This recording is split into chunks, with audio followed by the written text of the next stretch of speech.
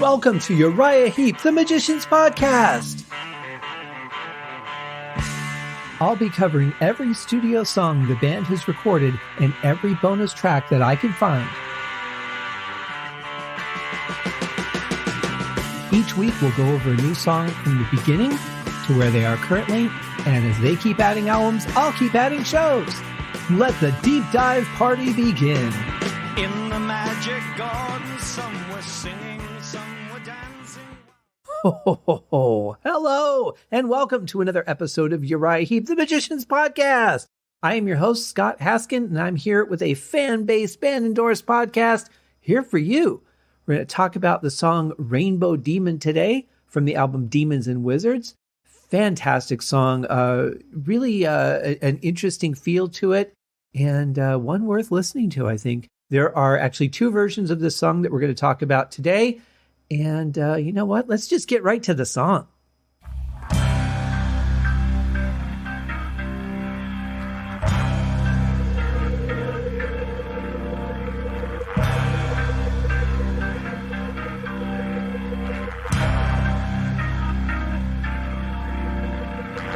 This music sets a real tone right off the bat, right? You kind of feel like maybe you're out in the woods. You've got, a horse, and there's fog rolling across the land. You can see your breath. It just has that cold edge to it. And I really like just the way it opens up with this mood.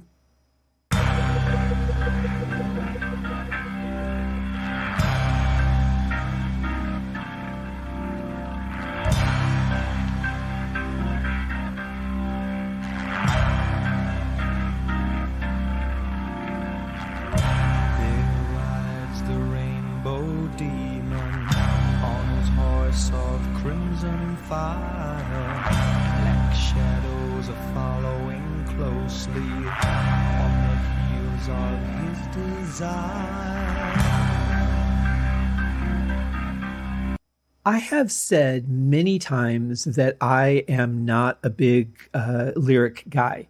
And that is true. I do like a good lyric. I like something that makes me feel something. Sometimes it's nice to be, just told a story. But in general, when it comes to music, I really see the vocals as more of an instrument than I do listen to the story that it's telling. But I have to say, I've always been a little bit confused by these lyrics. So you've got the, just the bell playing. You've got the sound that kind of sounds like, the death toll, right? The words "here lies" kind of gives you the idea that you're at a gravesite and maybe you're reading a tombstone. But then it changes to he's on a horse of fire. So is he lying there on a horse of fire, or what's going on? That's a little bit confusing. And then if he's lying there, shadows are following closely, but how can you follow something that's just lying there?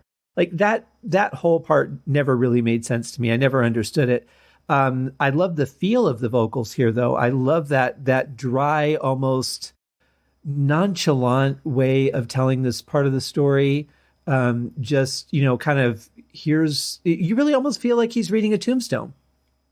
And that's a very unique take. I haven't heard the band do anything like this up to this point, but it definitely has a sinister feel to it, which I really like.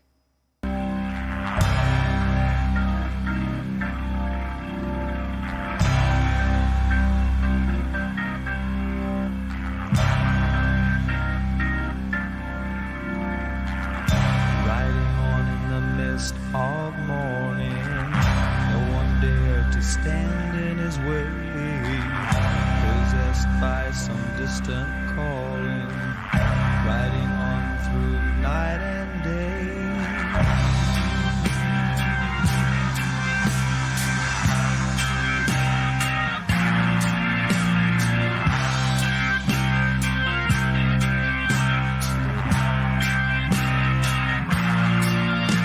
Nice, smooth transition into some power in the song, going from that funeral to, something that's happening and feels more alive. But I love how much power there is in simplicity sometimes. They're not doing anything technical. They're not doing anything crazy. It's just very simple and straightforward, but it has such a strength to it, which I really like.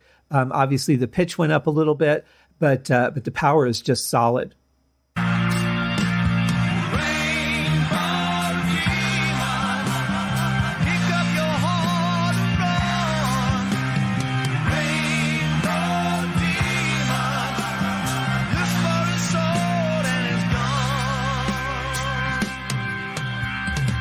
I really love that that wider vibrato on the vocal there. Just instead of it being something that's quick vibrating, it's more spread out. I really think that works. It feels almost, I want to say hypnotic. I'm not sure if that's the exact word I'm looking for, but something. Yeah, I guess it kind of is. Maybe chanting almost, but it's without it being an actual chant, but just something that that you feel that they're under a spell of some sort. Really cool little part. I'm glad that they did something different there and changed up the normal sort of harmony that they would do, but really nice part.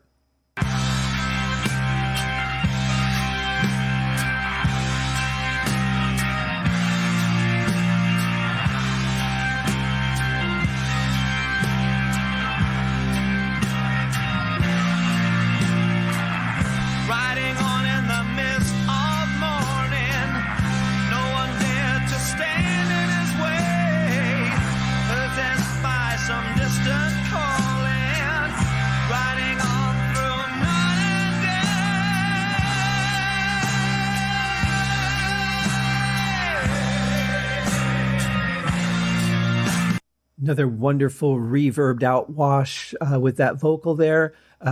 Really nice and powerful too. From going from that sort of hypnotic state to this really full on singing that we're used to is a really nice progression.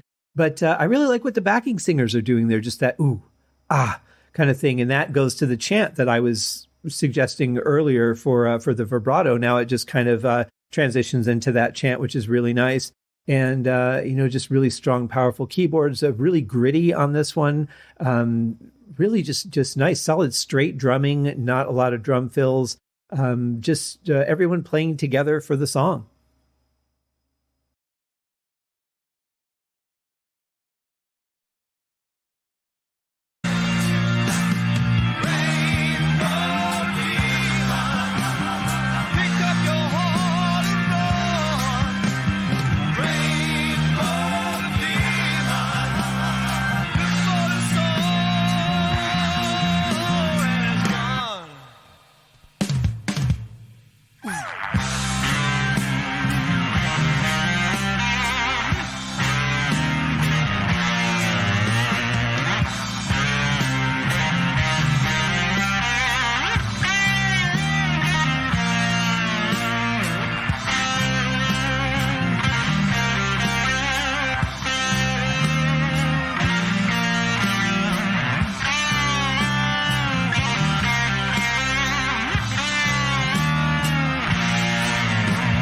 This is a particularly interesting solo from Mick because it's all in the lower mid-range. He doesn't go up into the high registers at all.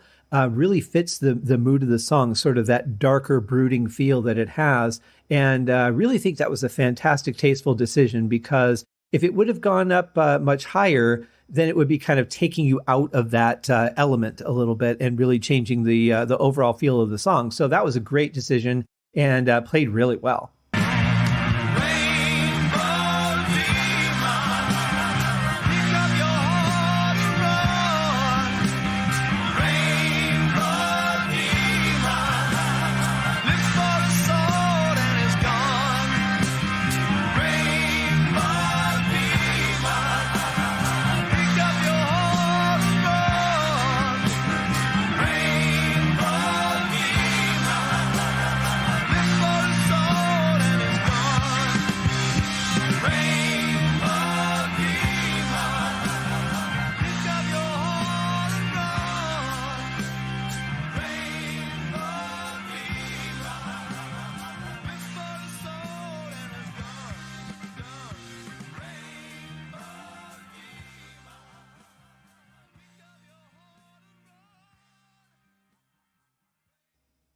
Okay, so I think I finally figured out what the original version was that I had of Demons and Wizards, because I do remember it was on a cassette. but I think it was a cassette that had been dubbed from the 8-track. And I remember that in this song, the ending went on longer than any version of it that I have. And when I say version, I just mean of the different, the album and the CDs and all that.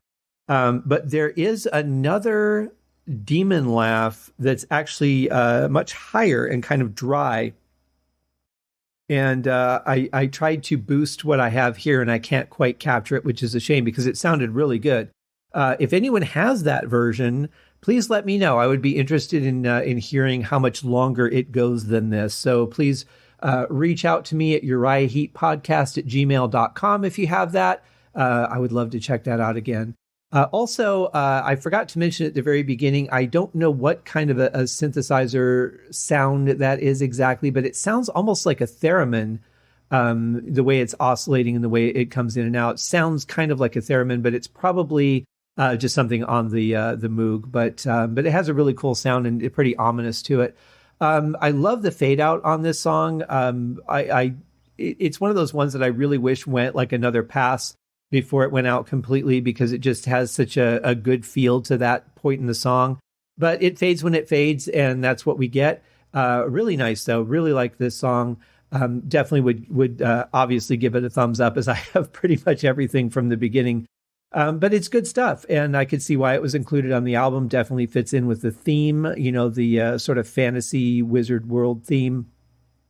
I just don't know whether the Rainbow Demon is dead or alive. There is a second version on this deluxe CD, which I believe was the BMG release. It's in the CDs in the other room, but I'm pretty sure that most of the ones that I've gotten were the BMG releases, and it's really not that much different. The unreleased version, it does start in a little bit later. It just goes with 2 passes of the riff and then the vocals start instead of 4. So it's they cut the beginning in half. It fades a lot earlier. It fades basically at the end of the first pass of that final chorus. After the solo, it starts to fade right there, and it fades out pretty quickly. So you really only get like one demon cackle, and that's about it. And it's kind of hard to hear. It's exactly the same mix as this one, so it's obviously just an edited down version, probably meant for potential radio play. It seems like a lot of songs at that time were edited for that potential, and most of them just weren't released for the radio. Probably was one that they were considering as a single, and and I don't mean the band, I mean the record company, because they're usually the ones that make those decisions. But as far as I know, I don't know if it got radio play or not, or if it was released as a B-side, but in any case, they did have that alternate mix. Well, I guess this mix didn't, because it said unreleased.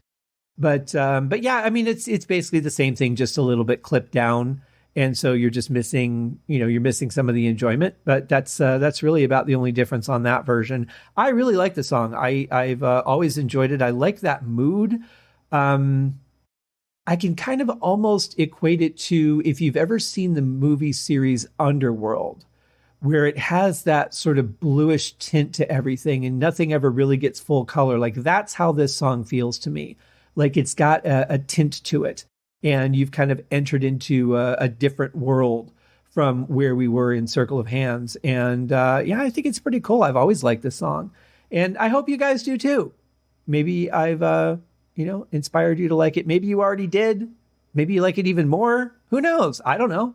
But I thank you guys for joining me on this little journey through the song. And I've had a good time talking about it. It's definitely one that I've always enjoyed and was happy to listen to again. So, if you like, you can follow the show at the website, which is scotthaskin.com, and then click the Uriah Heep podcast link. There's also a mailing list you can sign up for. I've only sent, I think, 1 email through it so far, and here we are, halfway through season 4. But yeah, that's where I'll be doing contest drawings and stuff like that from when I get to that point. So unless I specifically have, like I did for Easy Living, I have a specific contest. But when I start doing like monthly drawing contests and stuff like that, which hopefully is not too far away. But you can sign up at that mailing list, and your name will be on that list. I will not fill your inbox with a bunch of stuff. I don't have time. You don't have time. But every once in a while, I'll just say, hey, thanks. I appreciate you guys being here. And you can also follow the group here, or the page that we have on Facebook at facebook.com/Uriah Heep Podcast. We're also on Twitter at Heep Podcast, Instagram at Uriah Heep Podcast. And, every time a show releases, which is 4 times a week, I put a post up. I don't really post a whole lot. I probably post more on Twitter than anything else for some reason, probably because that's that really seems to be the choice network for the Deep Dive podcast network. And so we get into little discussions there, and sometimes other people chime in, which is always nice. We've had some threads that have gone really, really down the rabbit hole talking about albums and stuff, but it's always a very cool thing. And so I release, a tweet, an Instagram post, a Facebook post for every episode that comes out. And that's really about all I have time for. So, but interact there if you like. It's always good to hear people's thoughts and things, and hear people's thoughts on those thoughts. But thank you guys for joining me for another episode. We will be back on Thursday to cover another song. See you guys. Cheers. Thank you for joining me on this episode of Uriah Heep, the Magician's Podcast. If you have enjoyed this show, please consider going over to Apple Podcasts or your favorite podcast outlet, leaving a rating or a review. Be sure to subscribe to make sure that you are notified when new episodes are available. Please be sure to share this podcast with your fellow Uriah Heep enthusiasts and anyone who you think would like Uriah Heep, which should be everyone. And if you are so inclined, please feel free to contribute to the Patreon account. And if you are not a Patreon subscriber, you can also pay through the PayPal link on the website listed in the show links below. I would also like to thank Uriah Heep for their very generous support of the show, and thank you guys for listening. We'll see you in the next episode. Happy days!